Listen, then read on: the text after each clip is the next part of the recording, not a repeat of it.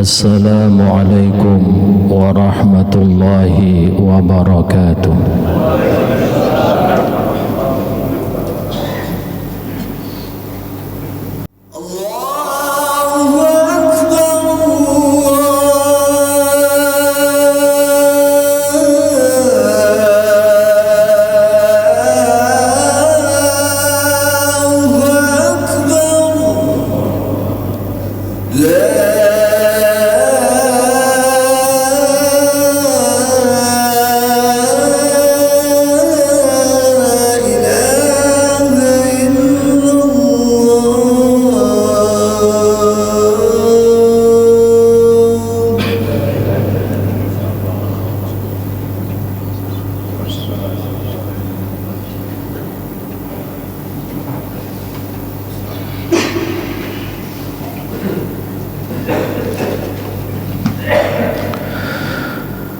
Alhamdulillahilladzi 'allamal Qur'an khalaqal insan 'allamahul bayan. Asyhadu an la ilaha illallah wahdahu la syarika lah al-malikul haqqul jalali wal ikram. Wa ashhadu anna sayyidana wa nabiyyana Muhammadan abduhu wa rasuluh sayyidul khalaiqi wal jan. Allahumma salli wa sallim ala abdika wa rasulika sayyidina Muhammadin wa ala alihi tayyibin at-tahirin wa sahabatihi al-ghurril mayamin wa man tabi'ahum bi ihsanin ila yaumiddin. Faya ayyuhal hadirun usikum wa nafsi bitaqwallah faqad fazal muttaqun. Yaqulullahu tabaraka wa ta'ala fi muhkami kitabihil karim muwasiyan lana bitaqwahu fayaqulu ba'da ana a'udhu billahi minasyaitanir rajim. Bismillahirrahmanirrahim. Ya ayyuhalladzina amanu taqullaha haqqa tuqatih wa la tamutunna illa wa antum muslimun. Amma ba'du. Alhamdulillah adalah sebuah kalimah yang indah yang mestinya kita ucapkan sebagai sosok seorang hamba, sebagai tanda syukur kita terhadap segala nikmat-nikmat yang telah kita terima.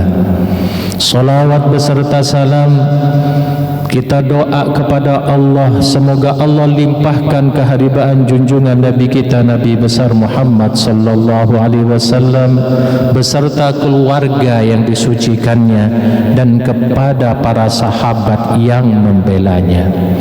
Khatib selalu terembankan sebuah amanah wasiat, maka saya selaku khatib berwasiat terutama kepada diri pribadi tentunya dan kepada jamaah Jumat umumnya. Marilah kita meningkatkan takwa kita kepada Allah Subhanahu wa taala dengan memperindah segala aspek kehidupan kita, karena sesungguhnya orang yang bertakwa itu adalah orang yang mampu melaksanakan perintah-perintah Allah, dan semua yang Allah perintahkan adalah demi harkat, martabat, kemuliaan manusia itu sendiri. Yang Allah perintahkan semuanya sifatnya adalah positif, konstruktif.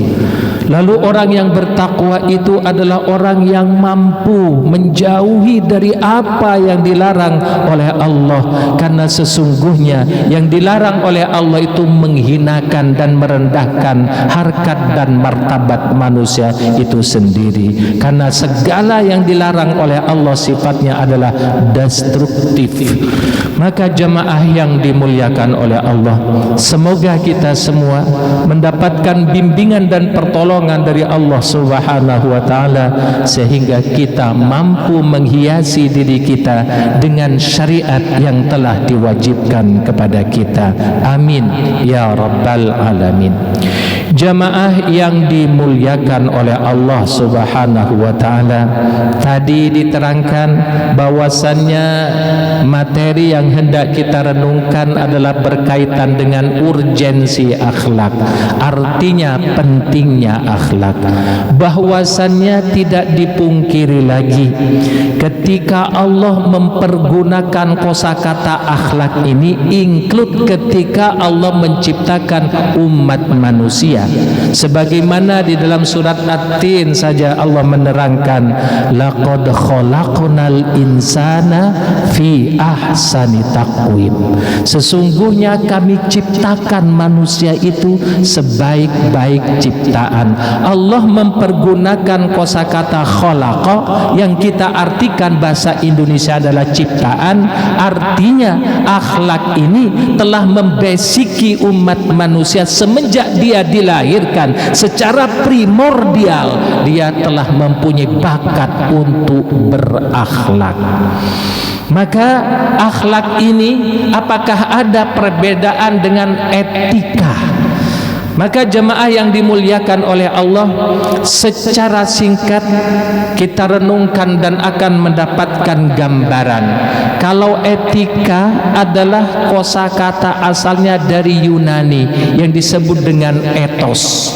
Gambarannya adalah walaupun antara akhlak dan etika sama-sama ingin mengaktualisasikan yang terbaik dari dirinya berupa ucapan, tindak tanduk, sorot mata dan segala aspek kehidupannya diaktualisasikan terbaik, namun nampaknya etika ada perbedaan dengan akhlak.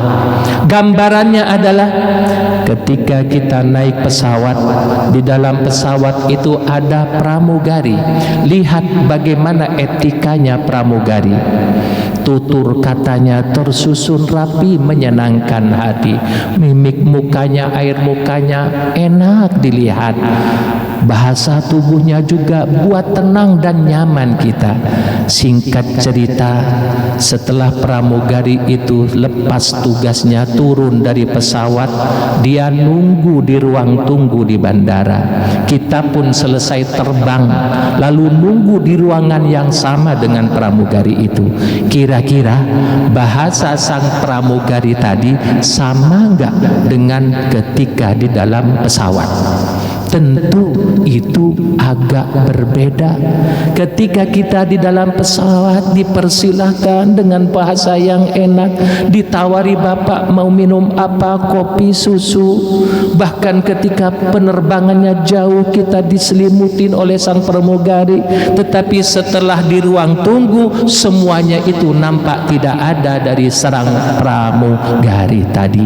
Itulah sebetulnya gambaran etika atau etos. Maka etika ini betul mempersembahkan yang terbaik, tetapi istilah bahasa kampungnya pencitraan supaya produknya laku, supaya yang dipunya itu diapresiasi. Di kita ada pramugari, ada pramusaji, ada pramudiaga, yang itu semua mempergunakan kosakata etika atau etos kerja. Lain halnya dengan akhlak. Akhlak diambil oleh Allah dari kosakata khalaqa, ciptaan.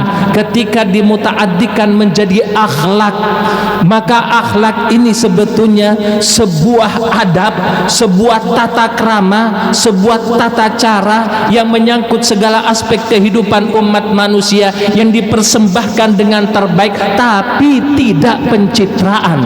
Karena akhlak merupakan basic dari tulang sumsum umat manusia, maka akhlak tidak kenal batasan. Baiknya seseorang kalau berakhlak itu tidak kenal batasan, dimanapun, sama siapapun, sampai kapanpun. Kalau orang berakhlak akan tetap seperti itu juga. Baik, lalu meranah betapa pentingkah dan apa kepentingannya akhlak ini. Kalau misalkan kita baca banyak makalah tentang akhlak, saya teringat dengan sebuah makalahnya Syekh Hasyim Asy'ari, pendiri Nahdlatul Ulama, ormas terbesar di Indonesia, bahkan mungkin di dunia. Kiai Hasyim Asy'ari mengarang kitab-kitab kuning banyak sekali, dan kitab-kitab kuningnya itu disatukan dalam bundel yang namanya kitab Irsyadus Sari. Di dalam kitab itu ada makalah yang sangat menarik dari Hadratus Syekh Kiai Hasyim Asy'ari. Apa kata beliau? Ala innat tauhid yujibul iman. Ketahuilah olehmu bahwasannya agama tauhid ini, agama Islam ini mewajibkan keimanan. Faman la imanalah la tauhidalah. Barang siapa yang tidak beriman berarti dia tidak bertauhid alias tidak beragama. Wal iman yujibus syariah, dan keimanan itu mengharuskan, mewajibkan adanya syariah. Apa syariah? Hukum-hukum Islam yang diaktualisasikan dengan anggota tubuh. Maka dengan demikian menjadi orang itu enggak cukup sebagaimana statement yang sering kita dengar, yang penting orang itu mah baik, buang enggak buruk sangka, enggak merugikan orang, yang penting baik kepada Allah hatinya, baik terhadap umat manusia. Masalah syariat tidak perlu dilakukan, masalah sholat cuman nunggang-nungging saja, masalah Al-Quran cuman sebatas tulisan saja. Gak cukup dengan demikian. Kenapa? Karena asy-syari'atu, karena al-imanu yujibus syariah, keimanan mewajibkan syariat. Faman la syari'atalah la imanalah wala tauhidalah. Barang siapa yang tidak bersyariat, gak mau sholat, gak mau mengaktualisasikan hukum dengan anggota tubuh, berarti dia tidak beriman dan berarti dia tidak beragama. Terus intinya wasyari'atu yujibul adab, dan syariat itu mewajibkan adab, akhlak, beradab. Ini inti poinnya.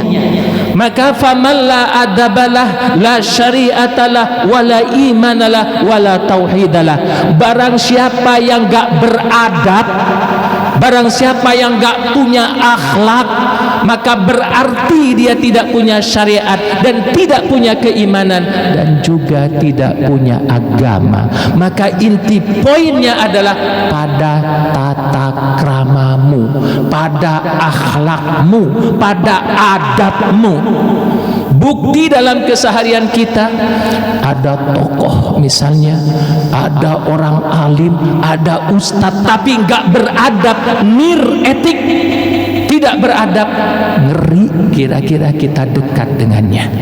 Ada orang kaya nggak berakhlak, kita tidak mau dekat-dekat dengannya.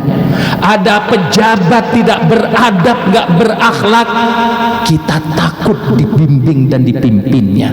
Maka akhlak ini adalah di dalam tataran agama kita menjadi salah satu yang sangat urgen, yang sangat penting. Karena tanpa kamu beradab, siapapun engkau tidak berguna dan tidak punya nilai. Di hadapan manusia juga hina, apalagi di hadapan Allah Subhanahu wa ta'ala tidak ada harga sama sekali.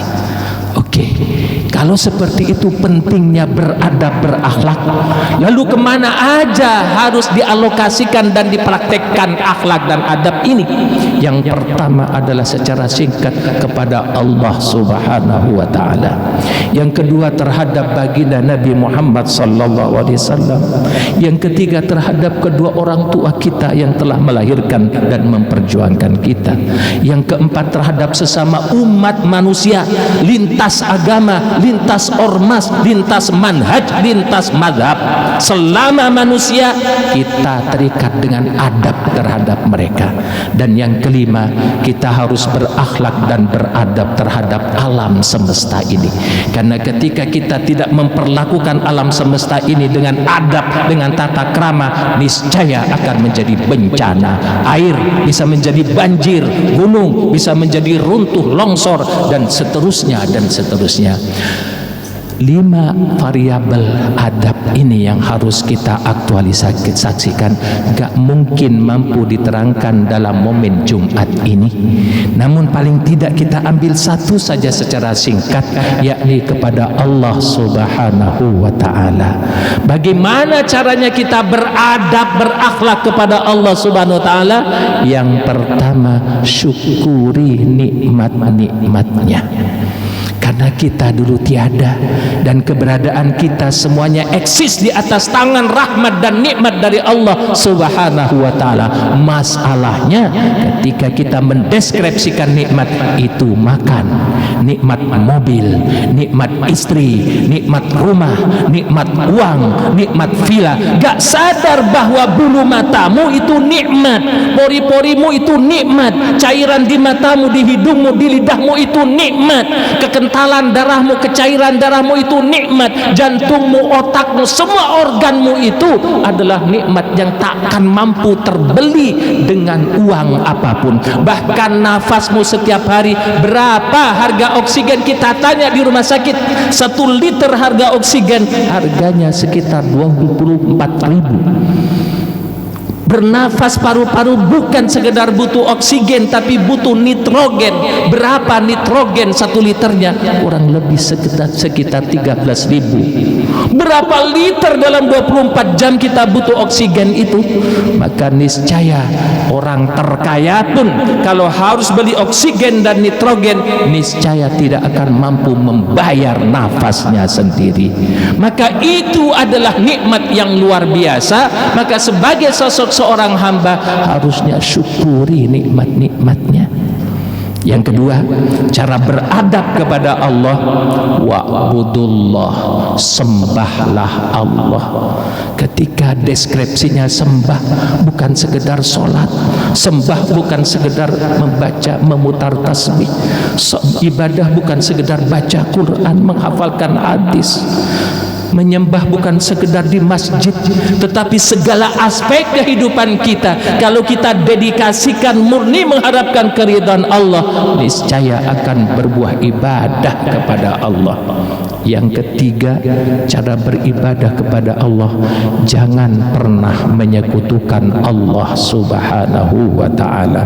Wala tusyriku bihi syai'a.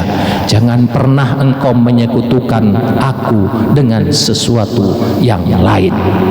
Budaya manusia sering sekali mengkeramatkan sesuatu dan menyematkan keyakinan dan kepercayaan kepada sesuatu tersebut. Belum lama ada viral bunga antorium, lalu tersematkan kepercayaan siapa yang memelihara bunga antorium rezekinya lancar. Lalu ada namanya ikan lohan, semakin jenong katanya semakin nasibnya mujur. Lalu gak lama lagi ada namanya batu akik. Di setiap pojokan bapak-bapak gosok batu akik sampai jam 12 malam, jam 3. Bila ini semua diyakini bahwa di situ letak keselamatan dan kemujuran, di mana Allahnya? Maka ini akan menggerus akidah iman kita kepada Allah Subhanahu wa ta'ala. Maka jangan pernah memusyrikkan Allah. Kalau toh lagi diuji dengan pailit, bangkrut, miskin, gak usah ke Gunung Kemukus, gak usah nyepi ke Laut Kidul, gak usah ke Gunung Kawi, karena semuanya ini adalah lembah-lembah yang dapat menjerembabkan kita ke dalam musyrik. Yang terakhir adalah riwayat di dalam Arba'in Nawawi.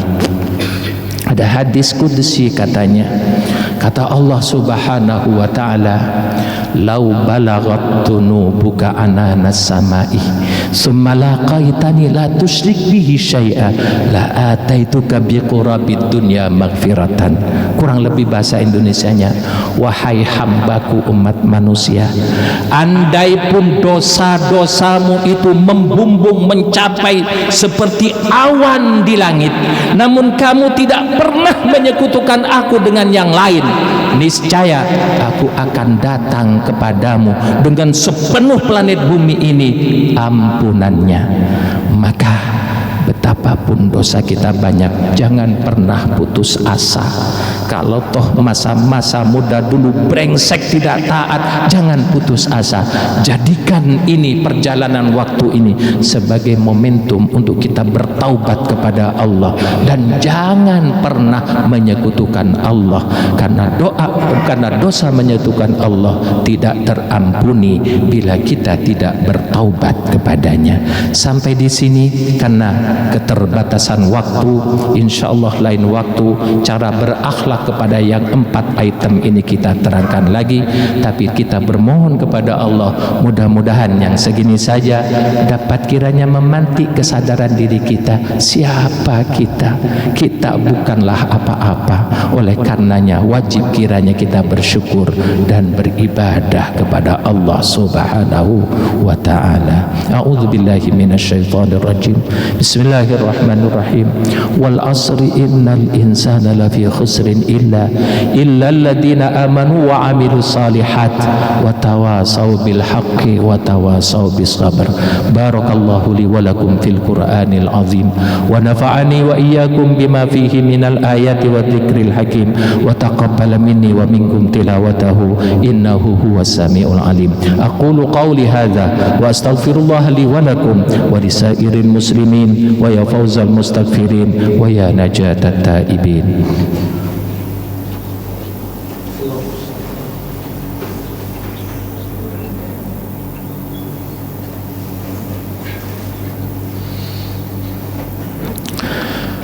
Alhamdulillahi haqqa hamdih.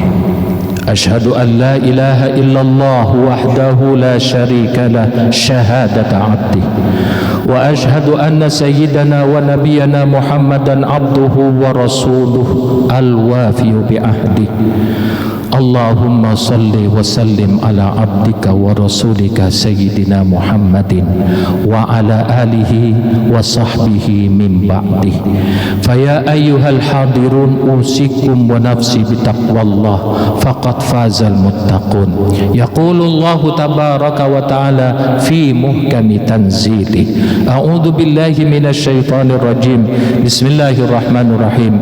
Ya ayyuhalladhina amanu taqullaha haqqa tuqatih wa la tamutunna illa wa antum muslimun.